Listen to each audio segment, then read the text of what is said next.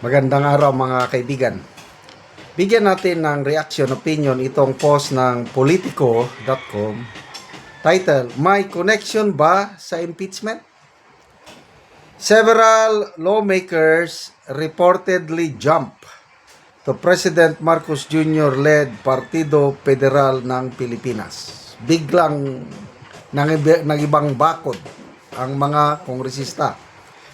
A source revealed to Politico that Isabela Representative Antonio Albano, Bulacan Representative Agata Cruz, Bulacan Representative Salvador Pleto, Bulacan Representative Mark Biolago, Nueva Ecija Representative Micaela Swansing, Siquijor Representative Salde Villa, Quezon City Representative Patrick Michael Vargas, Cagayan de Oro Representative Lordan Suwan, Marikina City Representative Miro Kimbo, and Surigao del Norte Representative Francisco Matugas. The changes in political parties and elections of the deputy speakers happened amid the deliberations of the impeachment complaints against Vice President Sara Duterte. So, bali 10 na mga kongresista ang napapabalita na sumakabilang partido. I don't know kung saan sila partido dati. Si Lordan Suwan, ang alam ko, sa lakas CMD siya kay Martin Romualdez. So, I believe, karamihan ito galing sa lakas. Ibig sabihin, pinapalakas ng Partido Federal ang kanyang partido at medyo pinapahina na nila ang lakas CMD. Ano bang ibig sabihin yan? Nagkakaroon na ba ng disconnect ang grupo ni Martin Romualdez at ang Federal? So, kung ano man ang motibo ng mga kongresistang ito, hindi pa natin alam. Kaya nga nagtatanong itong Politico, konektado ba ito sa impeachment? Kasi kung 2028 na election, kakandidato sila sa of course, pondo, kanila yung pondo. Pwede, para ma-assured sila sa pondo sa eleksyon. Kaya lang, kung yung chances naman nilang manalo, I don't know. Kasi nga, nung midterm election, ang daming kandidato ng Partido Federal na natalo. Mahina sa bentahan ba kung saan, mahina. Tingnan nyo yung 3 senatorial candidates ng Partido Federal noong election last year. Puros inidoro Tolentino, Pacquiao, and Abalos. Wala. Mismong partido ng Pangulo, 0 ang panalo. Sa partido naman ni Romualdez, 1 lang ang nanalo.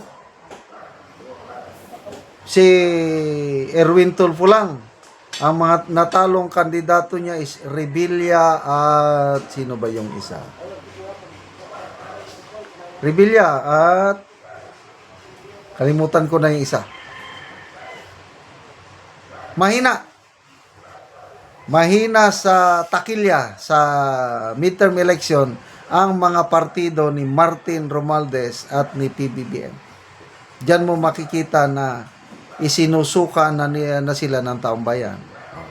Yung mga nanalo lang is Soto at Lacson, matagal na. Mas malakas pa ang National People's Coalition. Panalo lahat Soto, Lacson at Lito Lapid, panalo. Ano pa yung nanalo nilang si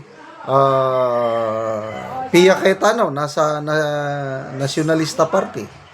And then si Erwin Tulfo, 5 lang ang kanila. So, o sige. Kung konektado ito sa impeachment, go ahead. Kaya lang, warning, mamili kayo, sabi ni Atty. Guanzon, ano ang pipiliin nyo?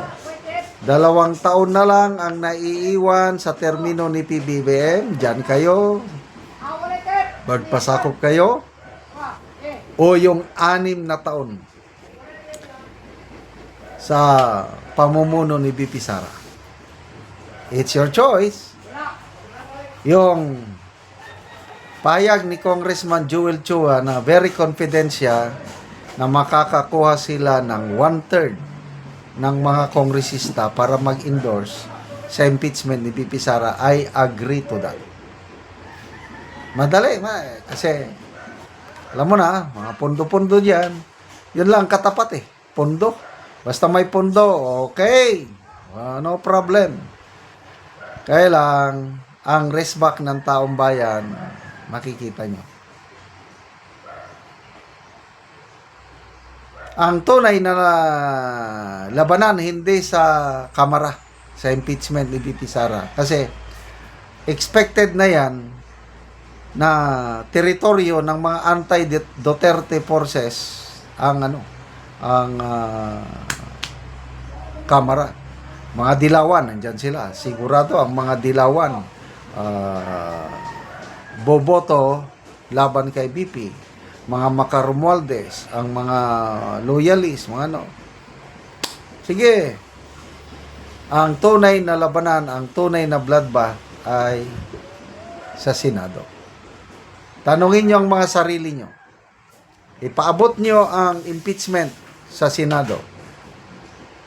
Nakakasigurado ba kayo na makakuha ng 16 senators to convict BP Sara? Hindi nyo mabibili ang mga senador, I tell you. Maraming mga matitino dyan. Kaya nga hindi nyo hawak sa leg ang Walang magagawa ni Soto, ni Lacson, dahil independent-minded ang ating mga senador. Kaya relax lang tayo mga ka-DDS. Panalo pa rin tayo pagdating sa Senado. Salamat mga kaibigan sa inyong pagsubaybay sa channel na ito. Nakakatulong kayo ng malaki sa tribong Talandig ng Bukidnon dahil ang sweldo natin sa channel na ito is pantulong sa tribo na namimigay tayo ngayon ng libreng yero at pako para makapagpatayo sila ng mas maayos na tirahan. Panoorin nyo ang video na ito. Karon mo na ni ang natagaan mo og yero, mag-atop na ni siya karon. So mo na ni ang iyang atopan.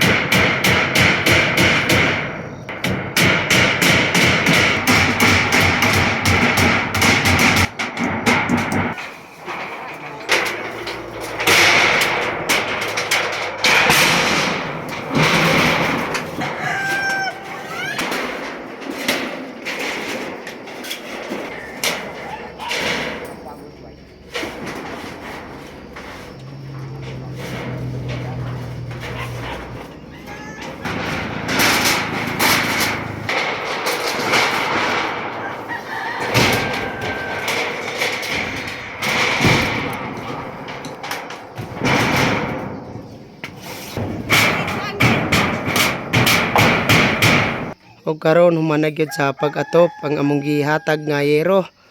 So nakaatop na gyud ang gitagaan namo sa yero.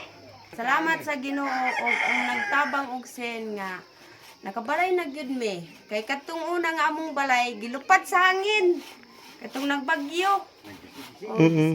Nagisi-gisi og nangayo dahil mi nagampog gyud ko sa Ginoo nga maatagang gyud mi sen og niana. Nakabalay na gyud mi. Salamat.